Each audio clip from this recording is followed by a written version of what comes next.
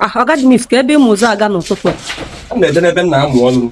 Ọga Demizz ọrụ ibe gị mụtachago osinsi gị nwatọ na-amụ mgbe ọ na-amụ gị nwatọ n'ọtụ kenke na ntọ na-amụ ọ gị nwatọ n'ọtụ mana ibe gị niile amụtasigo onye ka amụtasigo bido nke onye nke ọzọ amụtago bido nke gị nwaka na-amụ mgbe ọbụla ịtọ na-amụ imesọ na amụ mụ na wee mara na nka na-amụ. Ọga Demizz ife ilu na ịmụ Igbo na ịmụ ekwu okwu ngwa gwa m ihe nwere ọnụ mana ọ dị ekwu okwu. Ife nwere ọnụ ma ọ dị ekwu okwu. Ala na amụ.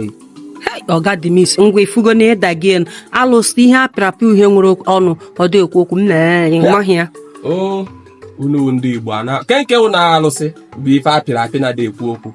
Ụmụ Virgin Maria ma Jizọs Kraịst ma St. Peters a na-akpụsị n'ụlọ ụka fancha o nwere ọnụ fa na-ekwu okwu.